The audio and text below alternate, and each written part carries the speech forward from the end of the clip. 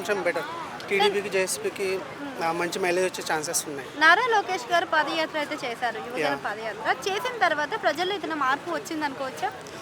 నేను పర్సనల్గా కొంచెం అబ్జర్వేషన్ చేస్తున్నాను లోకేష్ గురించి. ఇంతకుముందు కన్నైతే పప్పు అది ఇది అని చెప్పేసి పిలిచేవాళ్ళు, కానీ రీసెంట్గా తన లోకేష్ స్పీచెస్ మీరు అబ్జర్వ్ చేస్తే చాలా వరకు ఇంప్రూవ్ అయ్యాడు. తను ఏంటంటే విజనరీగా ఎలా చేస్తే డెవలప్ చేయొచ్చు, డెవలప్ చేసిన మనీతో వచ్చేసి పేదలకు పంచిపెట్టచ్చు అనే కాన్సెప్ట్తో వస్తున్నాడు ముందరికి. సో చాలా వరకు డెవలప్ అయ్యారండి తనైతే లోకేష్. కావాలనే పవన్ కళ్యాణ్ని వైసీపీ నేతలు రెచ్చగొడుతున్నారు అంటున్నారు, నిజమేనా? యా తెలంగాణతో పోలిస్తే మా ఆంధ్రాలో ఎక్కువ అంటే పర్సనల్ అటాక్స్ ఉంటాయి. బేసిక్గా పర్సనల్ లైఫ్ వేరు, పొలిటికల్ లైఫ్ వేరు. సో ప్రతిసారి పవన్ కళ్యాణ్ పర్సనల్ లైఫ్ గురించి మాట్లాడడం అదంతా టైం వేస్ట్ అనమాట. సో ఏదన్నా విధానపరమైన విమర్శలు ఉంటే చేసుకోవచ్చు, no issue. Pawan Kalyan suppose ఏదన్నా తన దగ్గర స్టెబిలిటీ లేదనుకుంటే ఓకే, మాట్లాడవచ్చు అలాంటివన్నీ. ఓకే, షర్మిల గారు ఇప్పుడు వ్యతిరేకత చూపిస్తున్నారు కదా, దానివల్ల ఏదైనా మరి ఎఫెక్ట్ అయ్యే ఛాన్స్ ఉందా వైఎస్ఆర్సీపీకి?